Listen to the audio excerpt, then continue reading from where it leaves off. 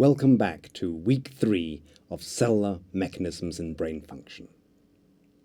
Over the last 2 weeks, we've considered extensively the membrane biophysics of electrical signaling in single neurons. The brain is composed of many neurons, and these neurons communicate with each other. A single neuron might communicate and send messages to hundreds or thousands of other neurons, and equally, that neuron will receive signals from hundreds or thousands of other neurons. The communication between different nerve cells in the brain sending specific messages to each other underlies the complex and important computational powers of the mammalian brain. Neurons communicate to each other at specialized junctions called synapses. Typically, an action potential in a presynaptic neuron causes that action potential to travel down the axon of that neuron, and when it reaches the presynaptic bouton, it releases a neurotransmitter substance, a chemical that binds to receptors on the postsynaptic cell and causes a change in the membrane potential of that cell. That process of synaptic transmission is the main way in which neurons communicate with each other and signal to each other. There are many different neurotransmitters present in the mammalian brain, and here I show just a small handful out of that total diversity. The most important 2 neurotransmitters in the central nervous system are glutamate and gamma-aminobutyric acid. That's typically written simply in its short form as GABA. So glutamate is the amino acid that we know that forms parts of proteins, and glutamate is the main excitatory neurotransmitter in the brain. A release of glutamate causes postsynaptic neurons to increase the probability of firing action potentials. GABA, on the other hand, is the most important inhibitory neurotransmitter, and a neuron that releases GABA will tend to decrease the probability of the postsynaptic cells firing action potentials. A given neuron will release one neurotransmitter from its axon, and so a neuron might be glutamatergic, in which case, from its axon along all its different synaptic specializations, it'll release glutamate, and a different neuron will release GABA from its axon. And so glutamate and GABA make up the vast majority of synapses in the central nervous system. The first neurotransmitter that was identified, however, was acetylcholine, and that has an important role in regulating heart function, and most importantly, it is the neurotransmitter at the mammalian neuromuscular junction. So a motor neuron will release acetylcholine from its nerve ending, and that acetylcholine will bind to acetylcholine receptors that are present on muscle, and that forms the first step in initiation of contraction of that muscle. Dopamine is another interesting neurotransmitter. Dopamine function is thought to be highly involved in reward-based learning, and deficits in dopamine function appear to be important components in diseases, such as Parkinson's disease, in which case there's a deficit in the regulation and release of dopamine. Equally, dopaminergic dysfunction is also thought to be a key player in schizophrenia. And dopamine is part of a family of neurotransmitters called the catecholamines. These small molecules are complemented by slightly larger neurotransmitters made out of small peptide chains. And so one neuropeptide metenkephalin is composed of 5 different amino acids, and here another one, oxytocin, has 9 different amino acids in it. And of course, there are many different neuropeptides that signal as neurotransmitters. And indeed, this is just a small subset of the total number of neurotransmitters that are present. And indeed, new neurotransmitters are continually being discovered. The basic process of fast chemical synaptic transmission that dominates neuron-to-neuron communication is schematically shown here in 5 important steps. We have the presynaptic axon, an action potential is traveling down the axon. It invades the presynaptic specialization, the bouton. At the bouton, there are present a set of voltage-gated calcium channels, and so these are voltage-gated ion channels, similar to the potassium and sodium channels we've already considered, except they conduct calcium ions. And so they're activated by the depolarization of the action potential, and the voltage-gated calcium channel then increases its open probability and allows an influx of calcium to occur into the presynaptic bouton. That elevation in calcium concentration causes the release of neurotransmitter that's stored, and it's released into the extracellular space, into the synaptic cleft. There's some 50 nanometers of extracellular space here. The neurotransmitter diffuses and binds to a neurotransmitter receptor that's present in the postsynaptic membrane. For fast chemical synaptic transmission, the binding of the neurotransmitter to the receptor is to a so-called ligand-gated ion channel. That's a protein, it's an ion channel, very similar to the other types of ion channels that we've already considered, but the open probability of this ion channel is not gated by voltage or anything else, but it's gated by the presence or absence of the neurotransmitter. And so that released neurotransmitter binds to a ligand-gated ion channel, and the binding of that neurotransmitter increases the open probability, and that then causes an influx of ions that then changes the membrane potential of the postsynaptic cell and causes a so-called postsynaptic potential.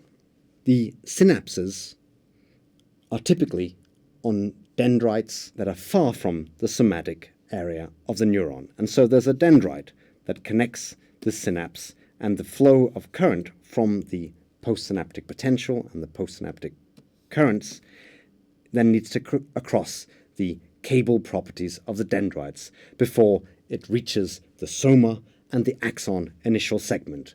And of course, it's the axon initial segment that forms the trigger point for an action potential in the postsynaptic cell.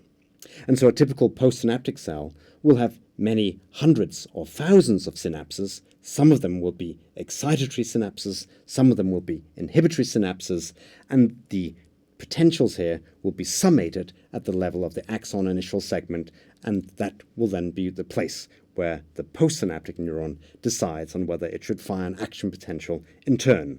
And if it fires an action potential, the axon of that cell can then come back and we'll have another process of synaptic transmission with different partners somewhere in the brain. The process of synaptic transmission is extremely rapid. The action potential has a time course of about 1 millisecond. There's a short delay for getting calcium into the bouton, and the release process also takes a short delay, but the postsynaptic potential typically occurs with a latency of within 1 millisecond of the action potential in the presynaptic terminal. So synaptic transmission is a very fast process, and neurons can communicate with each other on the millisecond timescale. Synapses can be excitatory and inhibitory, and here we illustrate the two major forms of synapses that are present in the central nervous system. An excitatory synapse typically releases glutamate from its presynaptic specialization. That release of glutamate acts upon glutamate receptors.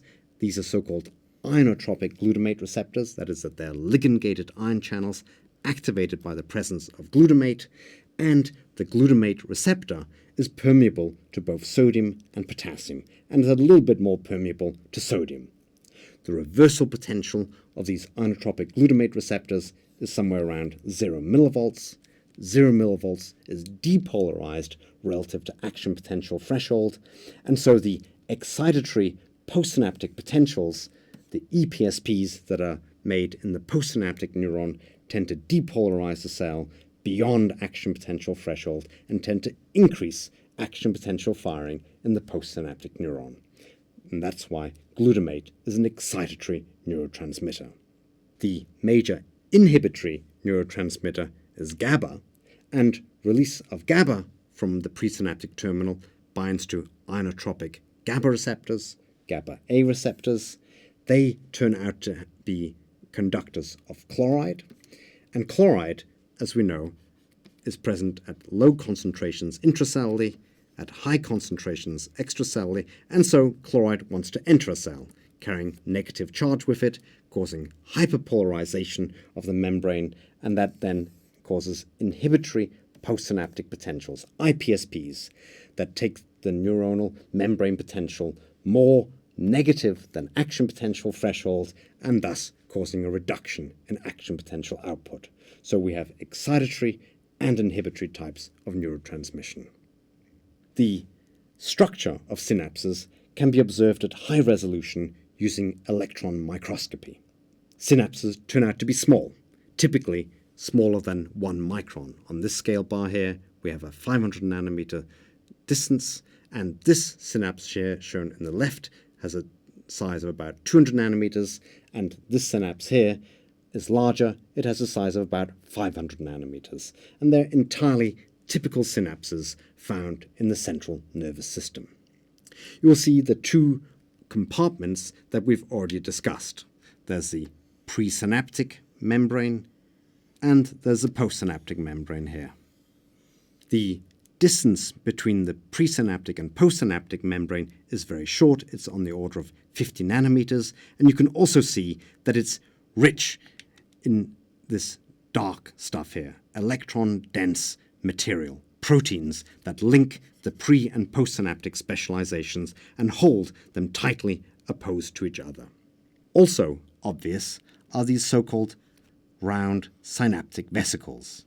They're around 40 nanometers in diameter, and they're filled with high concentrations of neurotransmitter. And what the incoming action potential does is cause these synaptic vesicles that are in close apposition with the presynaptic membrane to release the contents into the synaptic cleft. We see that schematically drawn here. The action potential invades the bouton. The synaptic vesicles are in fact enveloped by lipid membranes, just the same as the lipid membrane that we have at the plasma membrane, and these lipid bilayer membranes also envelop the synaptic vesicles. They're 40 nanometers in diameter, and upon action potential firing, calcium influx, the synaptic vesicles fuse their membrane with the presynaptic membrane. That fusion of the membrane causes excitatosis. The contents, the neurotransmitter inside the synaptic vesicle is released, and that neurotransmitter molecules then diffuse into the synaptic cleft, something like 40-50 nanometers. The diffusion is rapid. The neurotransmitter binds to its ligand-gated ion channel and causes a conductance. The presence of these synaptic vesicles then raised the idea that synaptic transmission might be quantal in nature. An action potential might release a vesicle, or it might not release a vesicle, and so there could be a quantized, all-or-none form of communication at individual synapses. And indeed, the first measurements of synaptic transmission at the frog neuromuscular junction by Sir Bernard Katz in the 50s showed exactly this, that neurotransmitter occurs in quantized packages. And this is schematically illustrated here. Here we have an action potential in a presynaptic axon. It causes calcium influx. The action potential is reliable, but the synaptic transmission has failures. So on this trial, there's synaptic transmission, there's release of neurotransmitter, activation of the ligand-gated ion channels, a nice postsynaptic potential is formed here also, but on this trial, the action potential failed to cause excitatosis, and no substance was released, and therefore there's no postsynaptic response. And here there's again a success, failure, success. And you can see that these have roughly the same size. There's a little bit of variation in amplitude, and that's probably because there's different amounts of neurotransmitter present, or because the neurotransmitter reaches a little bit further and can perhaps activate more postsynaptic receptors. So there's some variability here, but the major feature is an all or none synaptic transmission caused by the all or none excitatosis of individual synaptic vesicles. There's then some variability and randomness in the process of synaptic transmission at individual synapses, and therefore if a neuron needs to communicate a very important message to another nerve cell, then typically it'll do so by having multiple synapses. So if this is one cell and this is its axon, that axon might then make multiple contacts with a postsynaptic cell if it was going to make a very important a message that had to be reliably communicated. And so this axon might come back and forth, and it might make many different synapses here. And then the stochastic variations that occur at individual synapses are then averaged out by having many synapses or many different active zones that then give rise to a statistically average, well-defined quanta amount of neurotransmitter sensed postsynaptically. So we've now seen some fundamental aspects about how neurons communicate with each other. Neurons communicate through chemical synaptic transmission, where an action potential in a presynaptic cell travels down the axon, causes release of neurotransmitter from presynaptic boutons.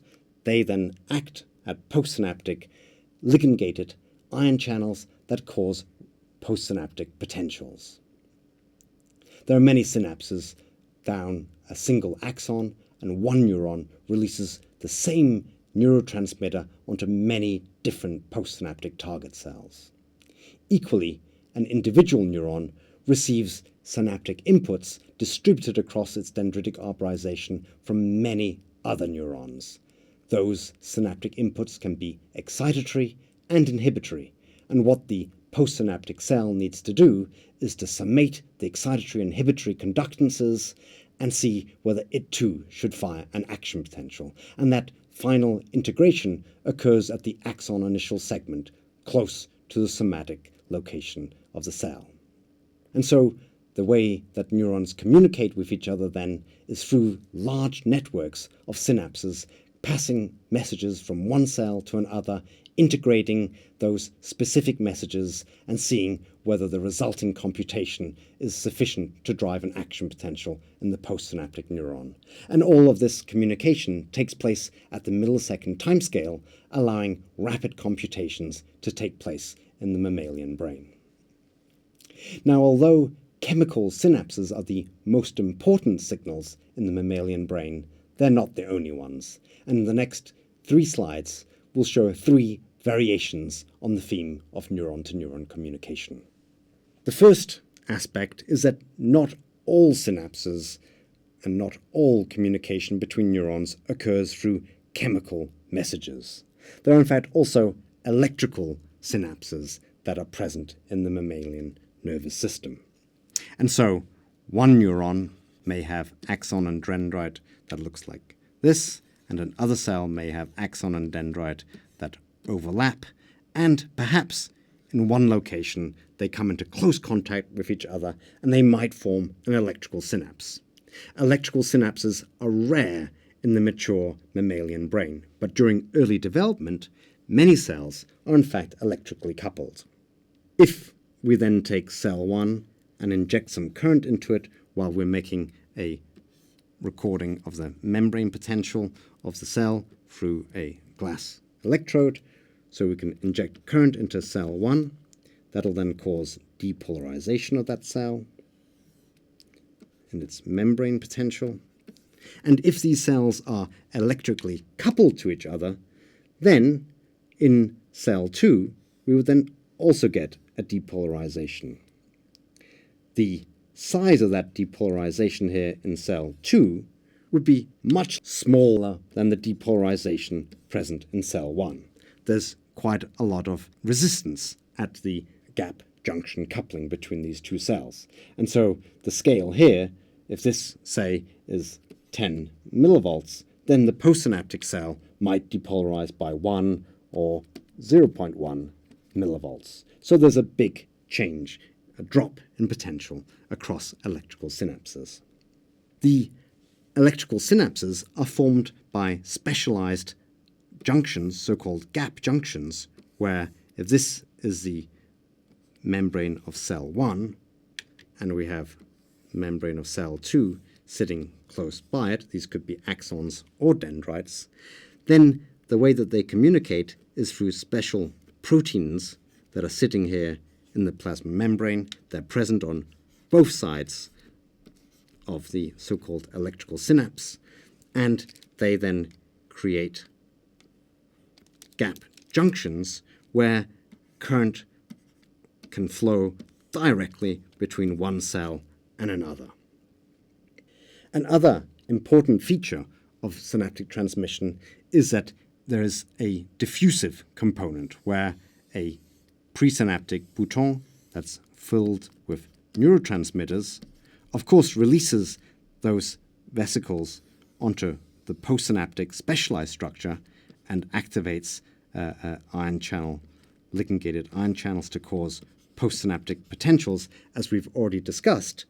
But that neurotransmitter will also leak out of the synaptic cleft and go into the extracellular space. And here it can also bind to neurotransmitter receptors, causing distinct actions at a distance from the actual one-to-one synapse. And so there's a highly specific one-to-one communication of synaptic transmission, and then there's a more general volume synaptic transmission where this neurotransmitter diffuses out. Of course, the concentration goes down, and the speed of transmission is also, of course, reduced in this extracellular volume transmission. But it is an important regulator of brain function, and indeed the extracellular concentration of neurotransmitters is likely to have important roles. So for glutamate and GABA, the two main fast synaptic transmitters in the mammalian nervous system, they have this fast one-to-one component, and then in addition there's glutamate and GABA that's present in the extracellular space, and that binds to different types of receptors than are present in the synapse. For yet other neurotransmitters, their only way of function is through volume transmission. And so, for example, at a dopaminergic synapse or presynaptic bouton, there's no postsynaptic specialization at all. And here the dopamine is simply being released into the extracellular space where it can bind to different dopamine receptors that are present on a variety of different membranes.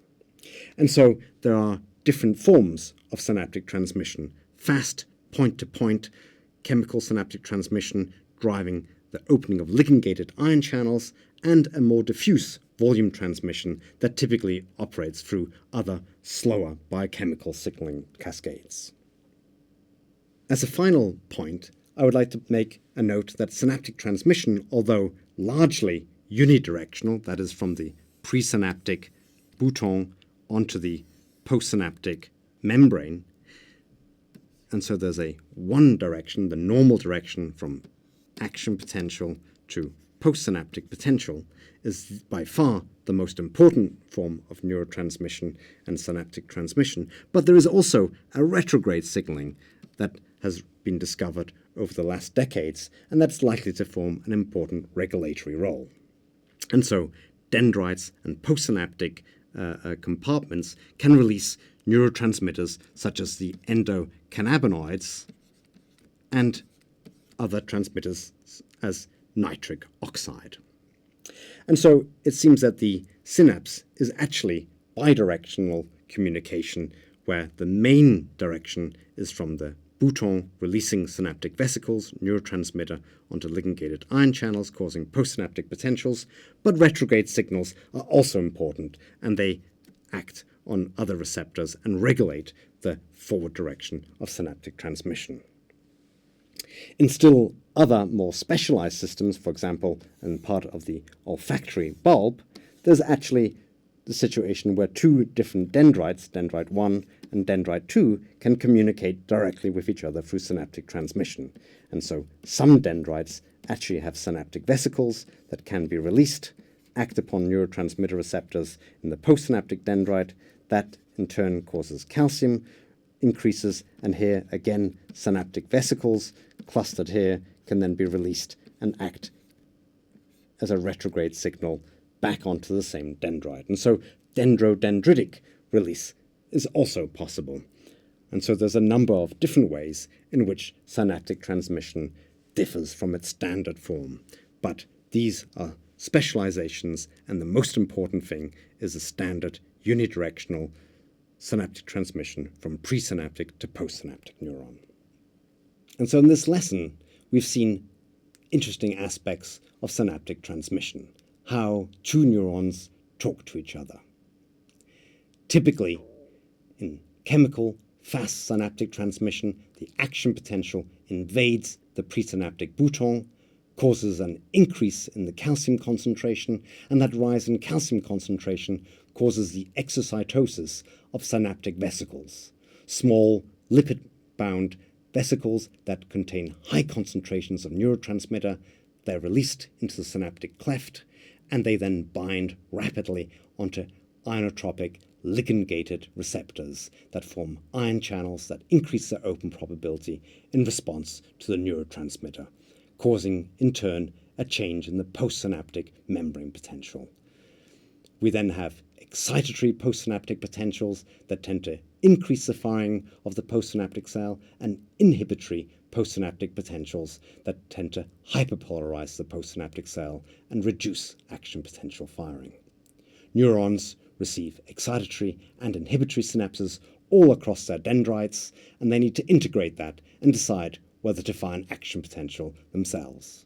That action potential is then transmitted down the axon of that nerve cell, and the nerve cell releases one type of neurotransmitter from its presynaptic specializations. It might release glutamate if it's an excitatory cell, or GABA if it's an inhibitory cell, or if it's an other type of cell, it might release more specialized neurotransmitters such as dopamine, acetylcholine, norepinephrine, or any of a large plethora of neurotransmitters that are available for the mammalian brain. In the next lessons, we'll learn more about the molecular details of neurotransmission.